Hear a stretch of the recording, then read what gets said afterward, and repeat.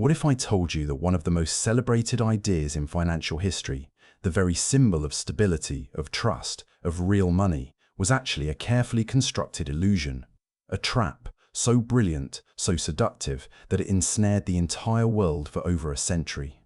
And what if I told you that the ghost of this trap still haunts every dollar you earn, every price you pay, and every decision you make about your future? You've heard the story they want you to believe, the story of the gold standard, a nostalgic dream of a time when money was honest, when a dollar was as good as gold because it was gold. It's a powerful myth. It speaks to our deepest fears about the worthless paper in our wallets, the digital numbers on a screen that can be printed into oblivion by unseen forces. The myth tells you that going back to gold would solve everything. It would bring discipline, it would bring fairness. But that is the illusion. The darkest truths are the ones quietly hidden in plain sight. The truth is, the gold standard was never about fairness for you. It was about control. It was a weapon. A rigid, unforgiving system that, in the hands of the powerful, became the world's most brilliant trap. A system that promised stability but delivered crisis, that promised prosperity but fueled empires on the backs of ordinary people, and that ultimately taught the world a brutal lesson. When the rules of the game no longer favor the players who created them, they don't just change the rules, they burn the entire rulebook. And the smoke from that fire is still choking our economy today. This isn't just a history lesson. This is the story of why your savings feel like a melting ice cube, why the financial system feels permanently rigged, and why you need to understand the old trap to avoid the new one. Because the playbook never, ever changes. To understand the trap, you first have to understand the bait, and the bait was beautiful. Gold. It's rare, it's durable, it's divisible. For thousands of years, it was the ultimate store of value. It wasn't just money, it was something primal, an anchor in a chaotic world. The classical gold standard, which truly came into its own in the late 19th century, seemed like the ultimate expression of this primal truth. The system, on the surface, was simple, elegant even. A country would define its currency in terms of a fixed amount of gold. A British pound sterling, a US dollar, a French franc. Each was a promise, a claim check for a specific weight of physical gold held in a vault. And because each currency was tied to gold, they were all tied to each other in a web of fixed exchange rates. This created a world of incredible predictability. For the bankers, the industrialists, the global merchants of the Victorian era, it was a dream come true. You could sign a contract for goods to be delivered halfway across the world in 6 months, and you knew exactly what the currency you were paid in would be worth. It was the lubricant for the first great wave of globalization. London, as the financial center of the world, sat at the heart of this system. The Bank of England was its high priest. The British Empire, with its global reach, was its enforcer. This was the sales pitch, a self-correcting, automatic system that enforced discipline on governments. If a country, say France, started spending too much money and printing too many francs, its prices would rise.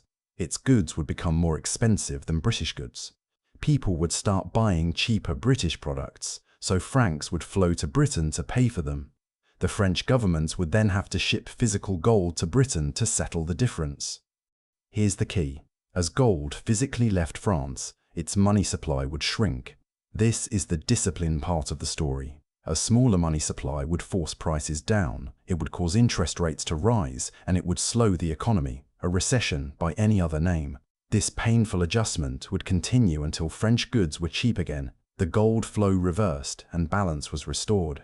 It sounds logical, right? Almost like a law of physics. This is the illusion. And here is where the story takes its first dark turn.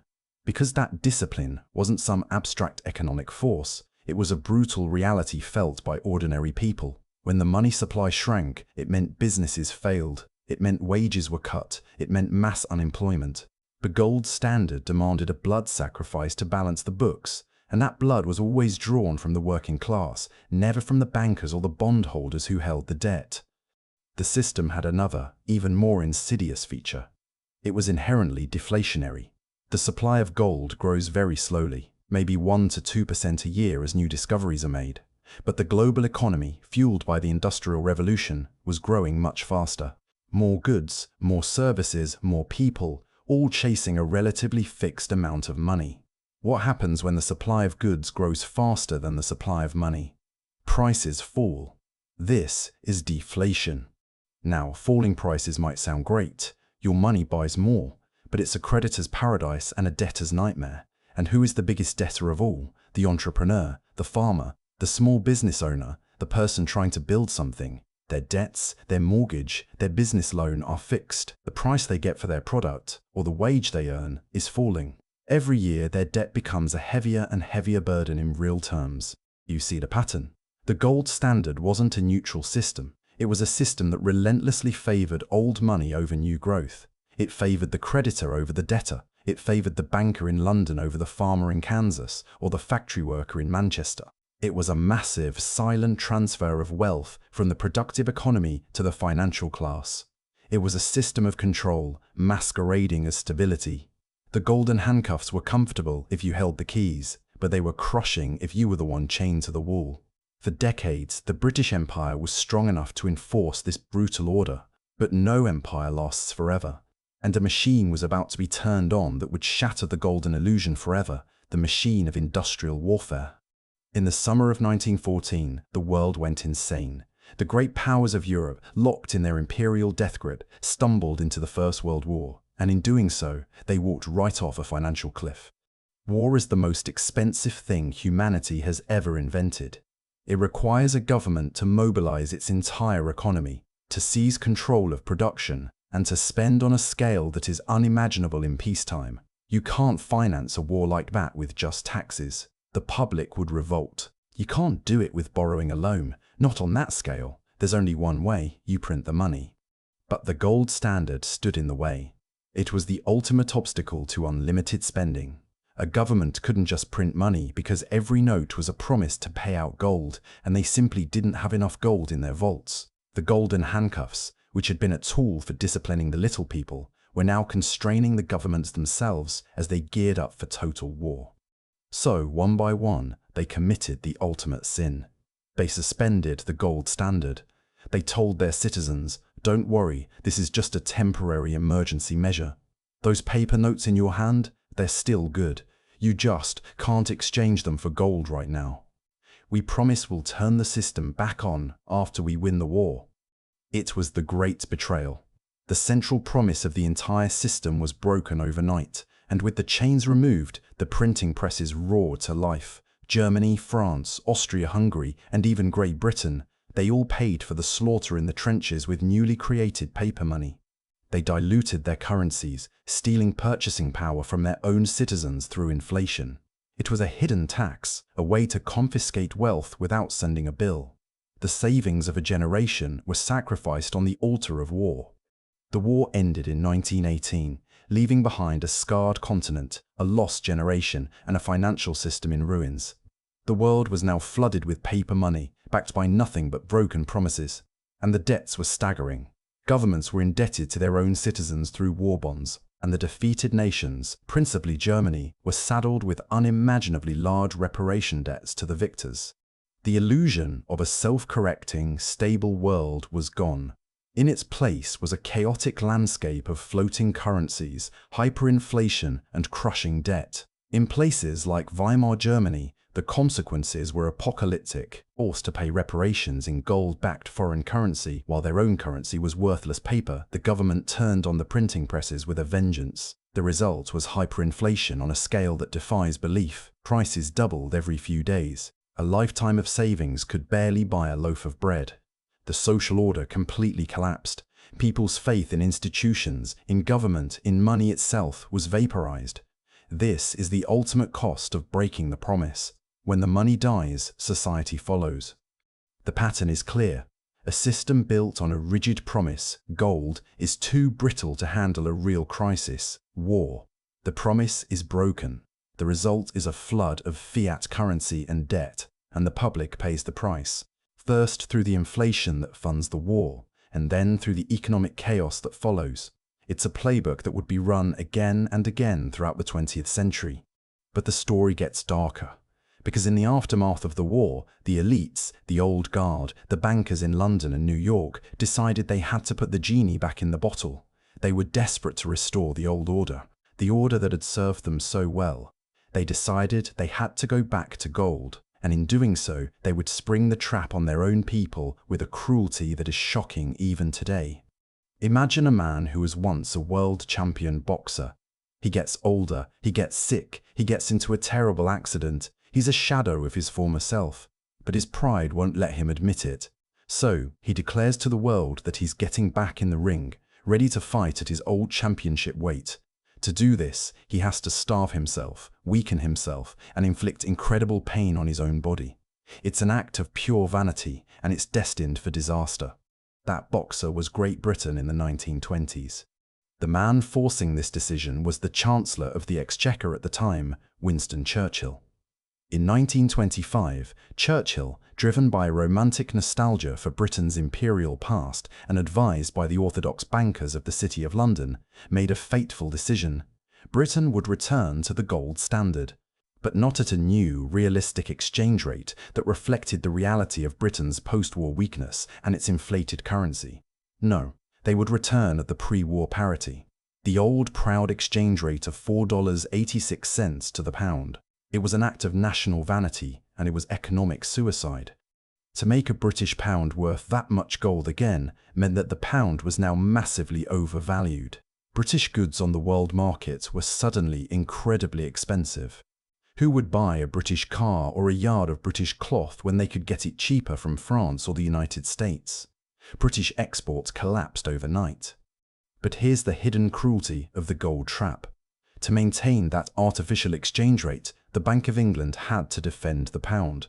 It had to make holding pounds attractive. And the only way to do that was to raise interest rates and, crucially, to force down domestic prices and wages. They had to deliberately engineer a brutal deflation.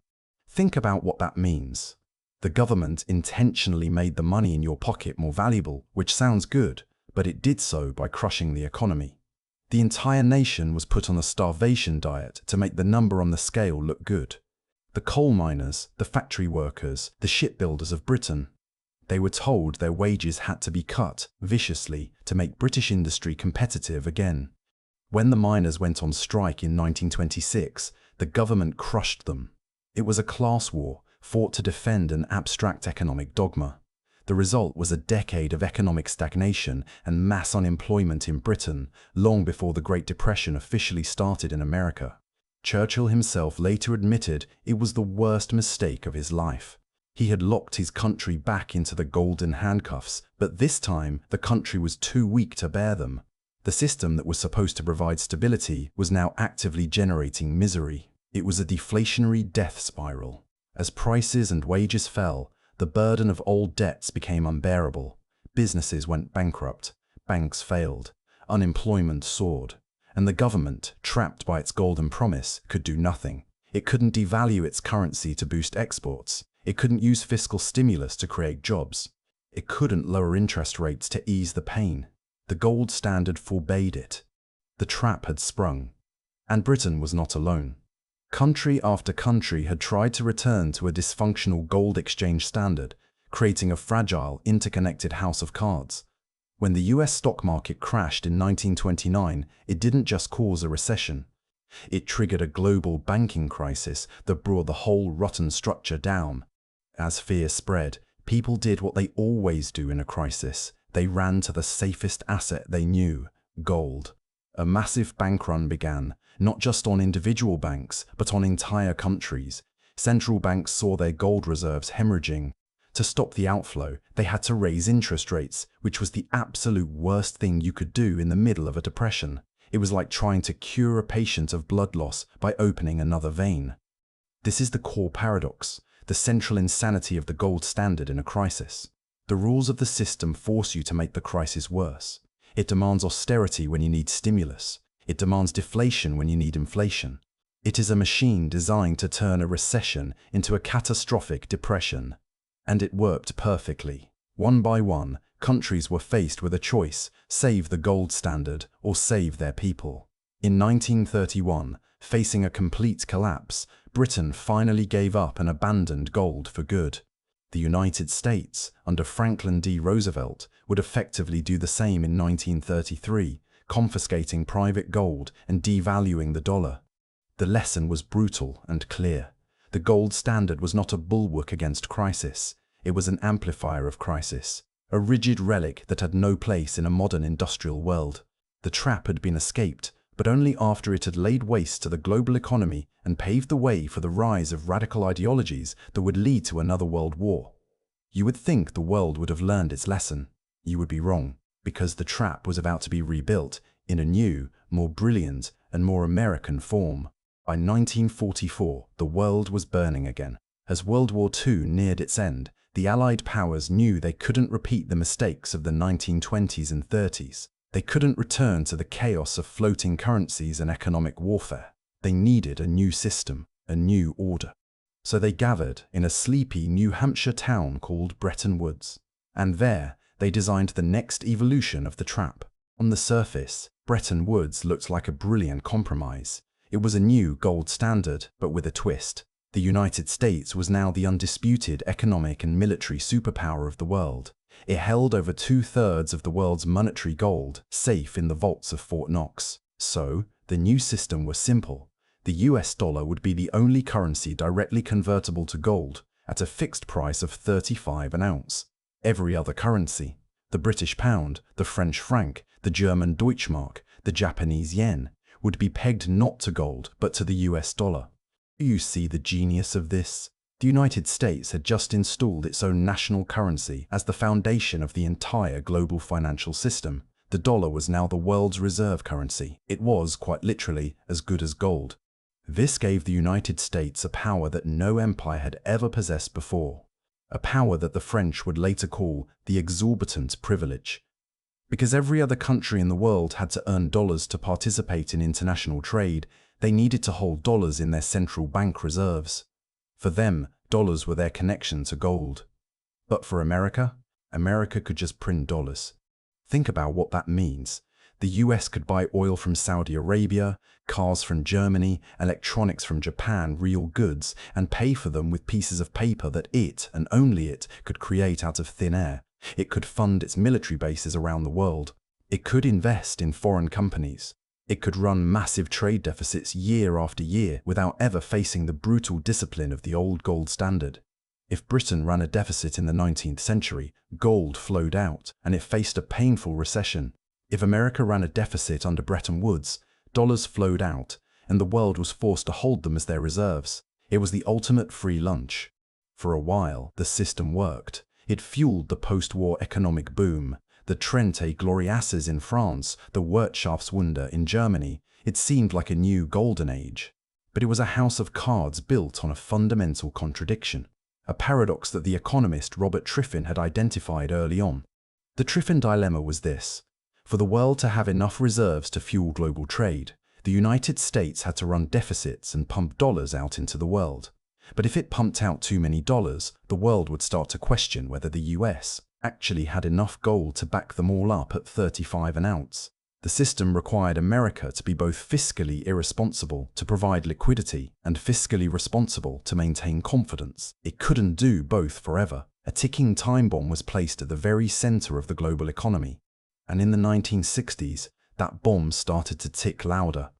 The United States was fighting a ruinously expensive war in Vietnam and simultaneously launching massive domestic spending programs under the Great Society.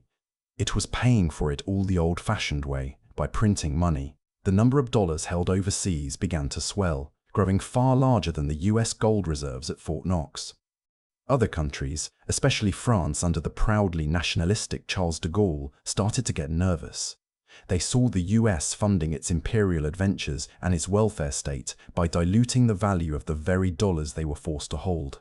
De Gaulle called it an American deficit without tears, and he decided to call America's bluff. He began sending warships to New York Harbor, not to fight, but to load up with physical gold bars in exchange for their excess dollars, as was their right under the Bretton Woods Agreement. Other countries started quietly following suit. A slow-motion bank run on the United States had begun. The gold in Fort Knox was draining away. The exorbitant privilege was turning into an exorbitant vulnerability. The trap, so cleverly designed by the Americans to project their power, was now threatening to snap shut on them.